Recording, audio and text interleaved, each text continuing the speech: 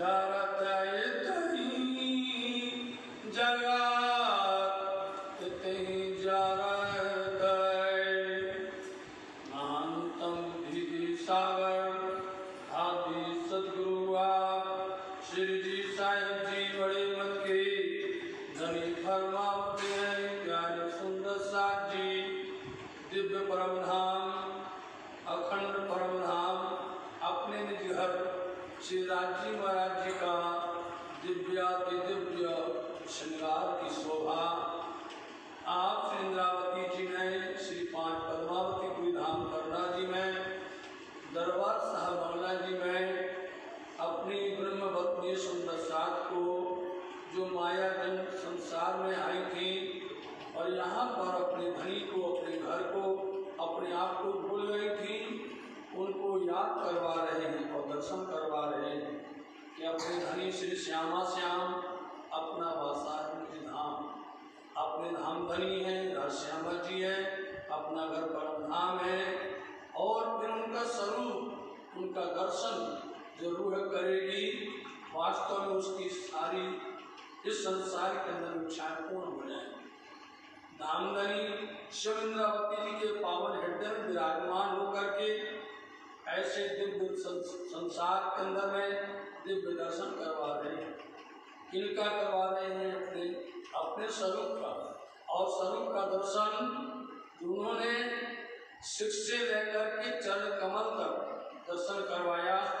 एक एक सिर कमल के अंदर में कितने से पाग है, पाग की शोभा, फिर सुंदर मुखारविंद की शोभा, मुखमंडल की शोभा, नेत्र कमल, अधुर, नासिका, गाल अथवा हरवटी, कान, सुंदर नासिका, सुंदर शोभा दर्शन करवा के श्री राजी महाराज जी के हस्त कमल का दर्शन करवाना।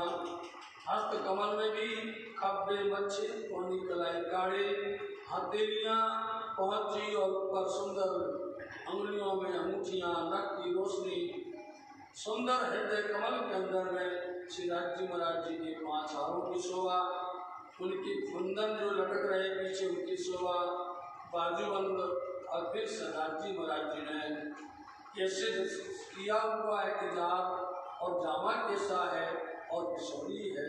उस पिछोरी सुंदर आसमानी पिछोरी, आसमानी रंग की जड़ाव से जड़ी हुई है, अंग को लग रही है जामा के साथ।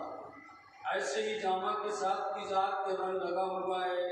दर्शन करते करते चरणारविंद में चरण कमल में आए। चरण कमल की शोभा सुंदर डाकन गुट्टी काड़ा कोमल फणा लाभ एड़ियाँ और सुंदर अंगूठा, अंगूठे की नक की रोशनी और उनके पास में लगी हुई ये और अंगुलियाँ हैं उतरती उतरती इनकी शोभा दर्शन किया। सुंदर भूषण पहने, झांझरी घुंघरी काली कड़ला, इनका भी दर्शन किया है साथ जी। ये दर्शन करते करते आप इंद्रावती जी कहते साथ जी संसार में हमारे पास कोई शब्द नहीं। इनका वर्णन करते करते करते कितना वर्णन करेंगे, वह दर्शन करने वाली मुझे जानती ये शब्द में नहीं आने वाले हैं। इसलिए शब्द ना एक समान, यहाँ शब्द शोभा अब लगती नहीं है शास्त्री। जो भी दर्शन कर रहे हैं वो हृदय में बिठाओ, हृदय में रखो। ऐसे मेरे पिया मेरे धामधनी का सुंदर भी दर्शन किया। फिर आप श्री इंद्रावती जी कहने लगे साथ जी एक शब्द को रखिए, रूह को यही लागी रख हक बदम हृदय आए तो खुल गए। जब इनको देखा, इनको देख करके हृदय के अंदर पट खुल जाते हैं। ऐसे दिव्य दर्शन किया है तो सुंदर साथ जी अब रूह का एक ही काम है कि इन चरण का ही सहारा लीजिए, इन चरणों में बैठिए और चरणों का दर्शन करिए। और चरणों का दर्शन करते यही उनका आहार है, यही उनकी खुराक।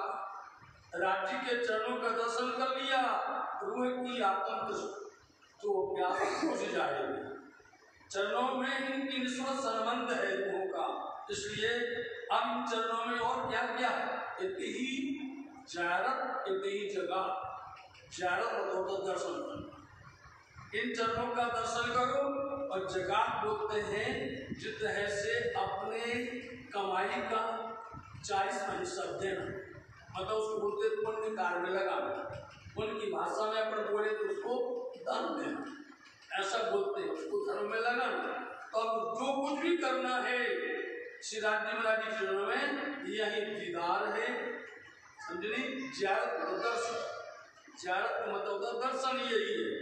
अब इसमें पांचों चीजें आ गई, जो 5 चीज बताई गई हैं जाहिरी शरीयत की, वो सब बातों ही आ गई। एक एक सुन लेना है।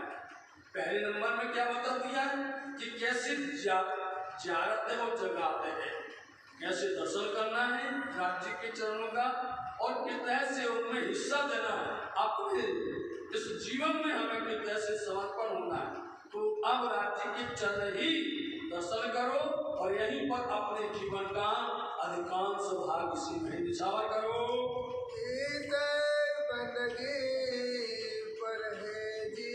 आगे देखो, इतनी बंदगी आ गई, बंदगी मतलब नमाज। यही अब इनके चरणों में बैठ करके बंदगी करो, प्रार्थना करो। और परहेजी का मतलब होता है यही बैठ करके अपने को ऐसी साधना करो।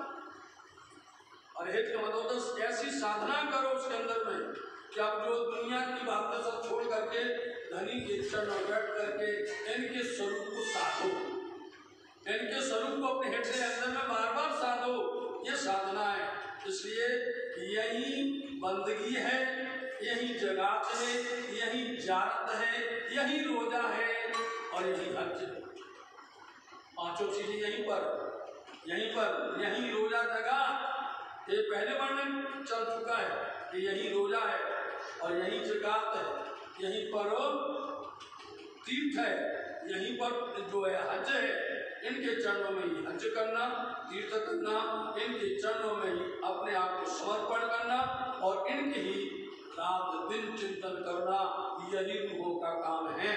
और आशिक न रखे या बिना, और आशिक न रखे या बिना, यदि आशिक है, ब्रह्मज्ञ है, धनी की दीवानी है, तो इन सब बातों को ध्यान रखे कि हमें जगात और ज़ियारत, बंदगी, हमें साधना, हमें किस तरह से प्रार्थना करना है।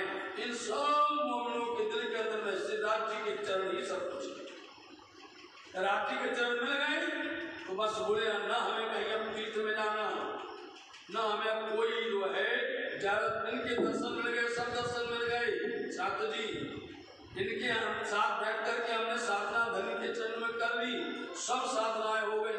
जो लोग साधना करने के लिए भटकते हैं, वन में भटकते हैं, जंगलों में भटकते हैं, यहीं पर। इसलिए इसका सीधा उदाहरण या श्री प्राणनाथ जी ने जाकर आवासी मंदिर में दिया।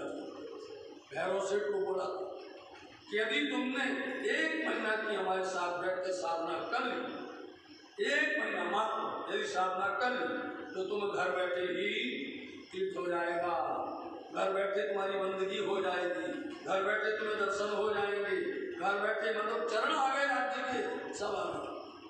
पहचान कर उसने साधना कर ली।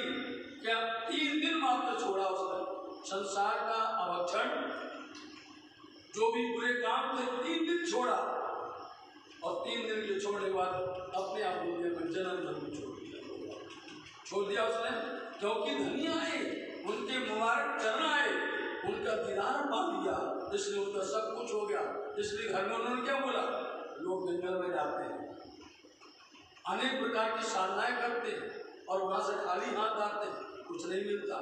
इसलिए मोमिनों की जो कोई मोमिन बंदगी करने वाले हैं, जो कोई राज्य की अनुरागी है, ये ब्रह्मज्ञ है, वो उनके श्री चरणों में बैठ करके उनकी सारी बंदगी से लेकर के सब कुछ राज्य महाराज के चरण का दीदार ले जाए, सब हो जाता है।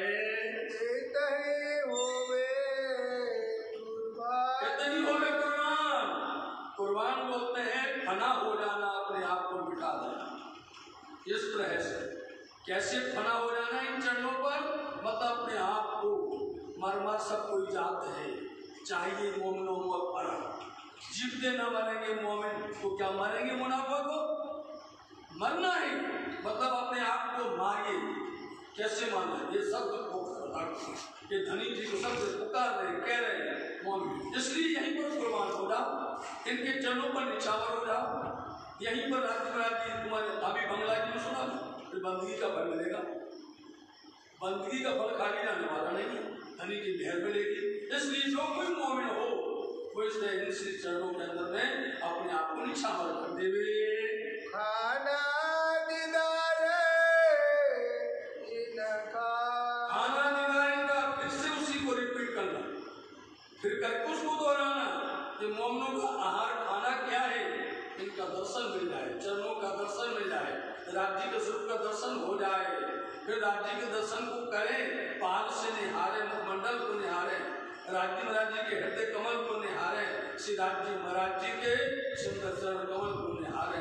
बस इनका दीदार कर लिया, इनका खाना हो गया, इनका आहार हो गया। और नहीं चाहिए इनको मोमिन, उसमें शब्द मोमिन हो, समझे? मोमिन खोजिए, आपको खोजिए, अपने घर खोजिए और फसल को खोजिए दिन आगे।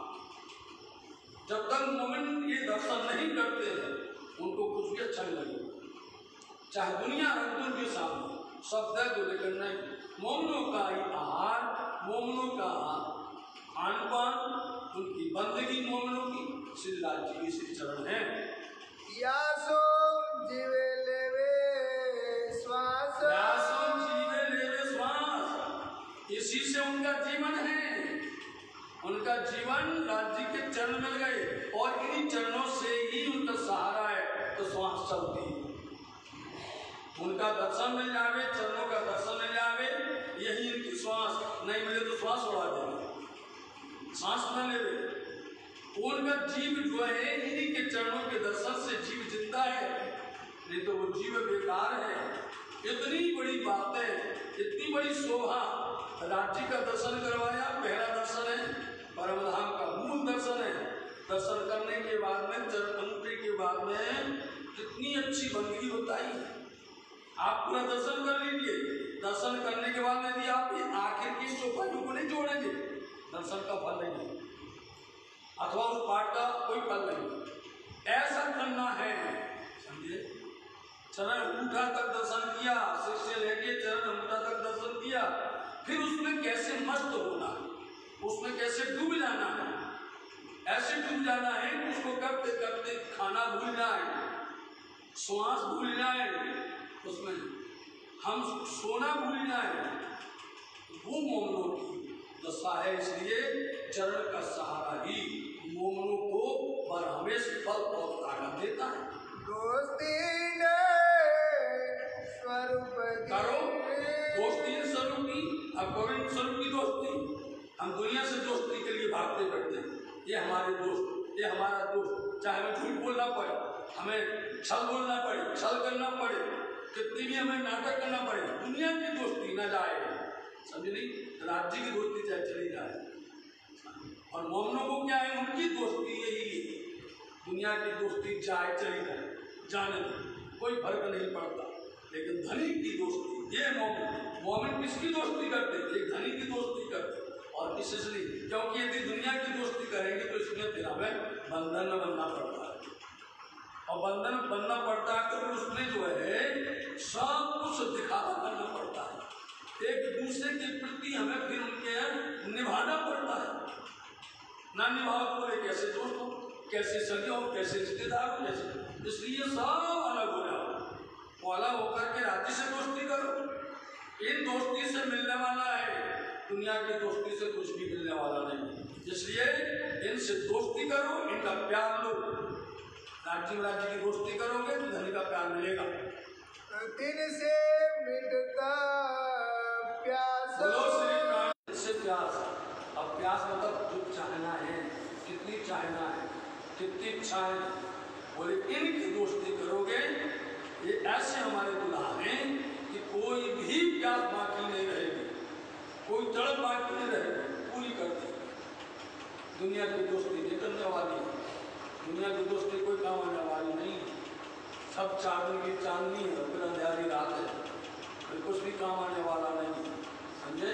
इसलिए इनसे धनी के चरण से दोस्ती करो, धनी के स्वरूप का दर्शन करो, यही जागृत करो, यही जगात करो, यही बंदगी करो, यही परहेज करो, यही साधनाएं करो, यही चरणों में बैठो, यही आहार लो, यहीं पर राज्य के दर्शन करके प्यास बुझाओ, इनसे सारी प्यास बुझ जाएगी। हक की खिलवत जाहिर करी। आज तक दुनिया के अंदर में हक की खिलवत क्या है? मूल मिलावा। इन रूहों के ऊपर धनी ने कृपा की, उनकी दोस्ती से, उनकी मेहर से इस खेल के अंदर में राज्य महाराज जी की वो खिलवत आना, वो मूल मिलावा। इन सात जी जागिए बताएंगे जीवन, श्याम श्यामा सात जी जित बैठे चौक बतन। समझे? सुरताई की राखी मूल मिलावे माए, श्याम श्यामा सात भीतर भाव बैठे जाए। तो क्या मिल गया? मिल गया जहर हो गया। इस दोस्ती से क्या नफा मिला है? खिलवत जहर कर रहे मूल मिलावा। चौसदम कैसे? कठिड़ा क्या है? गिलम किसी ऊपर चंद्रमा है। सिद्धार्थ जी महाराज जी का सिंहासन, कंचन रंग का सिंहासन, और उनका दीदार करके उसी वही हमारे राज्य महाराज जी हमें आहार देते हैं, वही हमारी तड़प बुझाते हैं, प्यास बुझाते हैं। और इन्हीं ने ही इस खेल के अंदर में एक मूल मिलावा को प्रकट किया, जाहिर किया है।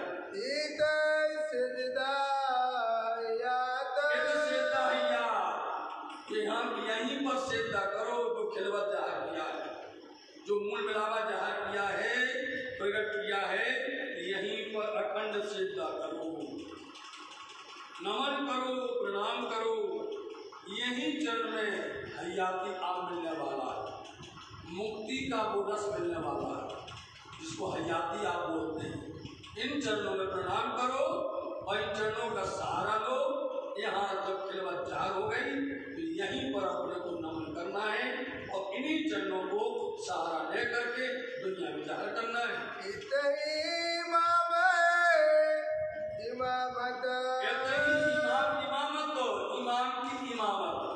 इमाम कौन है? जो कहा था आखिर के समय इमाम आएंगे। इमाम 12 होते हैं, समझो सुंदर साहिब, 12 इमाम होते हैं। 12वें इमाम है महामती श्रीखंड साक्षात। इसलिए इनकी इमामत मतलब जिस तरह से मास्टर की मास्टरी, जिस तरह से गुरु की गुरुत्व को बोला जाता है, ऐसे ही ये जो इमाम आए हैं उनके द्वारा जाहिर किया गया है। इस खेल के अंदर में खिलवत क्या है, मूल मिलावा क्या है, रंग मोहर क्या है, वहाँ की लीला क्या है, उनके स्वरूप दर्शन क्या है। आज तक ब्रह्मांड के अंदर में, आज तक दुनिया के अंदर में किसी ने परब्रह्म परमात्मा का दीदार नहीं करवाया था, किसी ने परब्रह्म परमात्मा के स्वरूप की पहचान नहीं करवाई थी। या श्री प्राणनाथ जी ने इस ब्रह्मांड में आकर के उन्होंने बताया कि पार ब्रह्म कौन है, पार पुरुष किया एक है, दूजा नहीं कोई। जो पार ब्रह्म है वही अक्षरातीत है, वही उनकी सौलीला अद्वैत के द्वारा ही ये खेल बना हुआ है। तो साथ जी ऐसे परब्रह्म परमात्मा अक्षरातीत श्री रामजी महाराज जी के घर में उनके ही जागनी रास के मूल मिलावा में बैठ करके हम उनकी इस दिव्य वाणी का, उनके दर्शन का आनंद ले रहे हैं। इसलिए जिसमें हमें पूर्ण तरह से तल्लीन होकर के एक रस होना है, इसलिए यहीं पर अखंड हरियाती और मुक्ति मिलती है। जो ये जहर को देता है वही मास्टर की मास्टरी कहलाती है और नहीं होती है।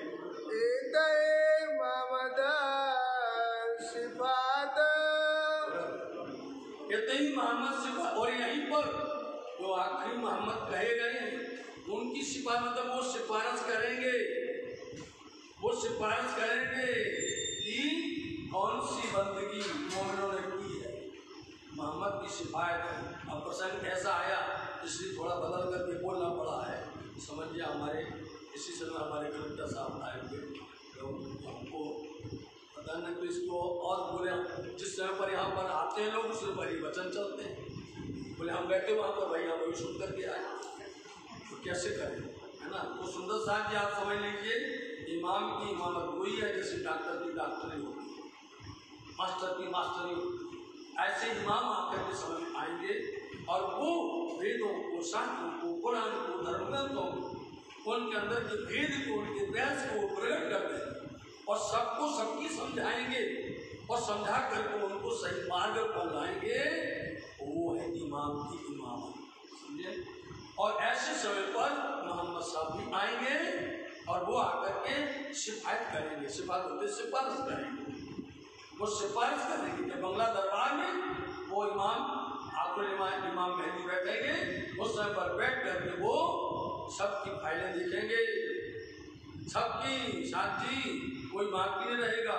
और उन्हें देखेंगे कि इन मोमिनों की ये फाइल बिल्कुल सही है, धनी के सामने पेश कर देंगे। धनी से कहेंगे ये मोमिन काबिल तौर है, समझना। ये मोमिन ही वास्तव में पूर्ण तरह से समर्पण है। ये मोमिन ने अपना जैसा कहा था घर परम में वैसे निभाया है। उन पर नाटी मोहर लगाएंगे, बोलो श्री प्राणनाथ, और मोहर लगा देंगे और वो मोमिन पास हो जाएंगे। बोलो श्री प्राणनाथ। ये बोलते हैं मोहम्मद की सत्ता। ये मोहम्मद की हमने सरल भाषा में आपको करके बताया है। इसलिए इंद्रावती जी के हृदय मंदिर में मोहम्मद भी हैं, वो आपको इमाम मेहदी भी हैं, वो बुद्ध का अवतार भी है, उनके साथ में ईसा भी है और मूसा भी है और दाऊद भी है, सभी साथ विराजमान है। इसलिए ये भेद बोलते हुए बता रहे हैं कि जो इन इमाम की इमामत को समझ जाए, मोमिन वही है। उनके चरणों में आकर के अपनी बंदगी को, दिलबंदी को, रूहानी बंदगी को जाकर करें।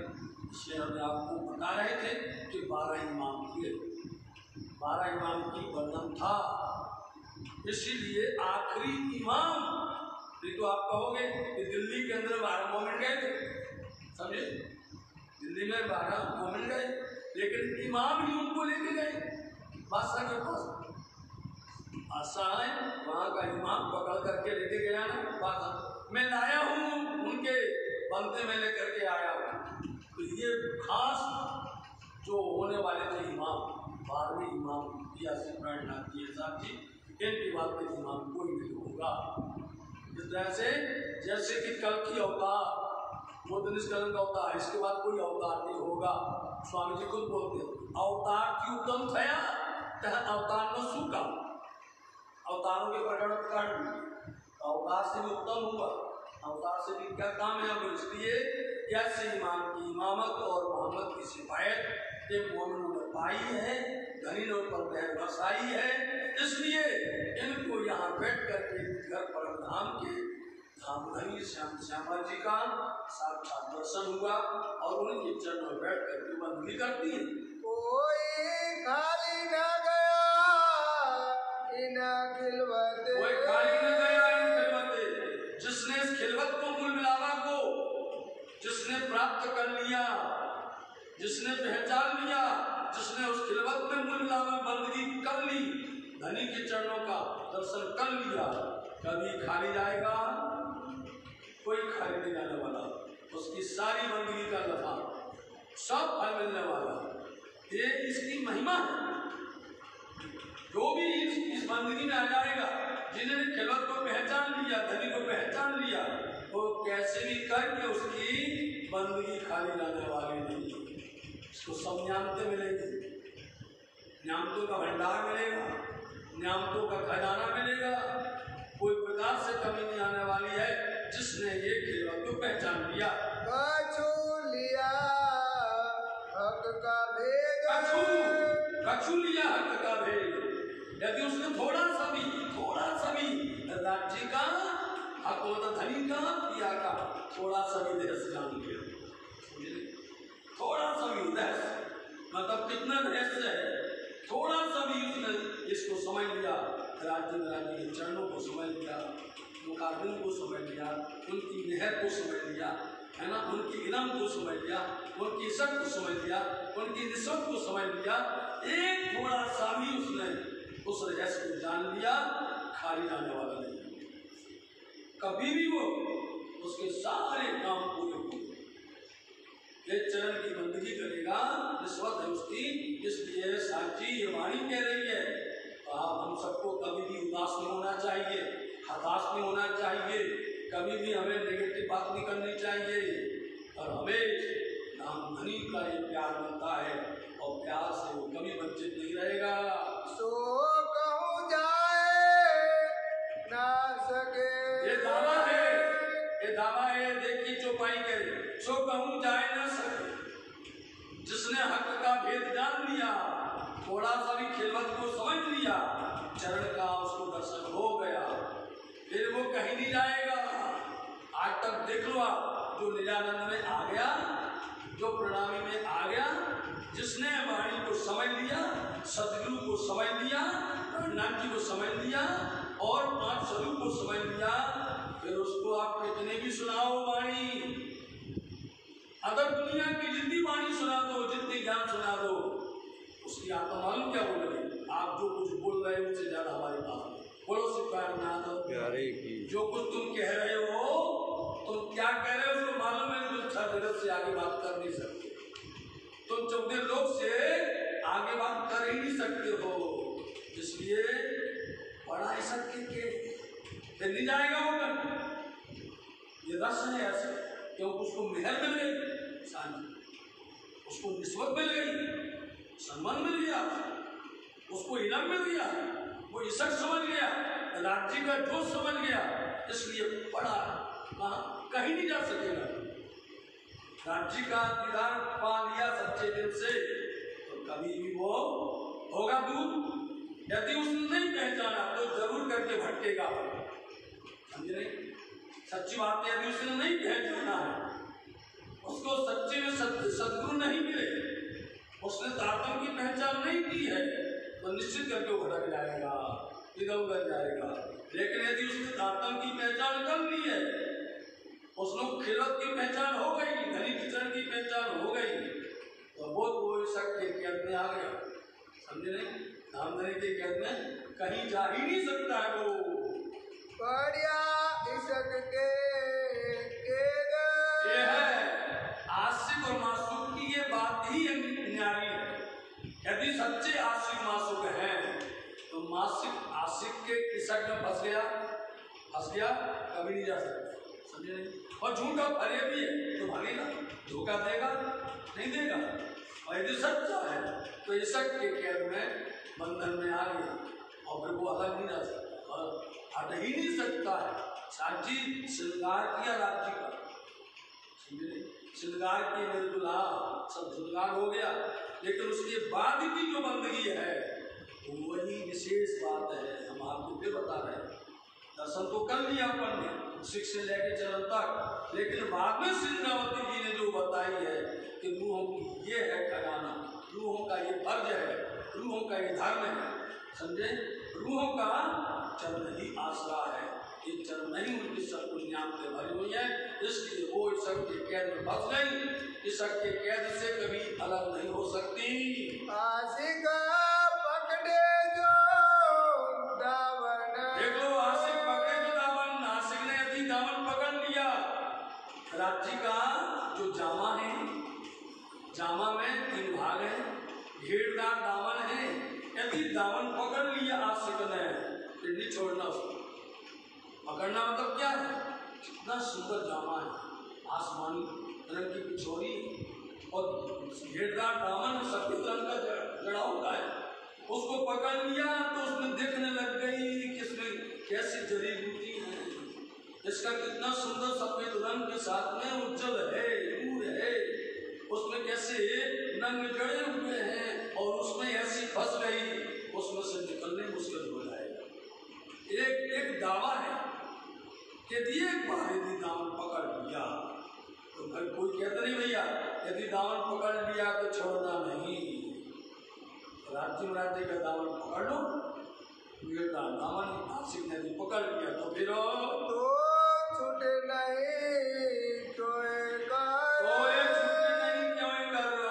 कितना प्रयास कर लो, कैसे भी करके दामन पकड़ने वाली यदि आशिक है तो कभी भी फिर वो उस दामन को छोड़ेगी नहीं। इसलिए आज भी हम सब वर्णन करते हैं, बार बार क्या करते हैं, राज्य के कितने रंग के जामा होंगे बताओ, और कितने अनंत प्रकार की दार होगी, अनंत प्रकार की उनकी पिछोरी होगी पटका, लेकिन आशिक इंद्रावती ने पकड़ लिया दामन, बोले आज सफेद पकड़े तो सफेद पकड़ कर बोलो उसकी प्राण ना तो पकड़ लिया हो, इसलिए बोले सुंदर साहब इसको पकड़ कर सफेद दामन है, गेड़ा दामन है, बोले छोड़ेंगे इसके इसमें सब लोग लग जाओ, कभी भी छोड़ करके आंसू को कहीं नहीं जाएगी, हरि के चरणों में रहेगी, उनके दर्शन में रहेगी। देखत देखत चिन्ह लगे, देखत देखत चीन लगे। अब इस दामन को पकड़ लिया, हमने अभी आपको वर्णन किया कि उसका दर्शन करते करते करते चीन लगे। चीन क्या होती है? ये चुन्नटें होती है, जो होता है गेड़ा दामन वो यहाँ तक आकर जोड़ता है, यहाँ तक चीन मतलब चुन्नटें। देखते देखते देखते कहाँ तक आ गए? पकड़ा था दामन नीचे और देखते देखते ऊपर तक आ गए, चीन चुन्नट तक आ गए। अब चुन्नट में यहाँ पर आ गए तो वहाँ बेल ऐसी खड़ी बनी हुई, बेल बनी है ना, खड़ी बनी है। देखते देखते ये है, मतलब दर्शन करते करते नहीं बोले हमें नहीं देखना भैया, अब दामन तो देख लिया, छोड़ना अब तो भूख लगाएगी। देखते देखते देखते आज से तो इस चीन चुन्नट में आकर के और चुन्नट में फंस गए।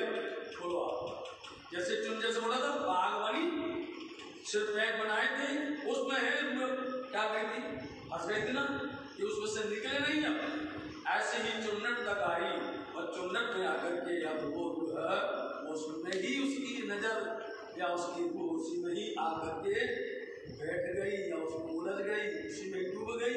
फिर तोलो जात निकसा उमर, तोलो जात निकस उमर। लो अब देखते देखते चुन्नट को देखते देखते उम्र ही बीत गई। ये संसार वाली बोले देखते देखते देखते उम्र हो गई।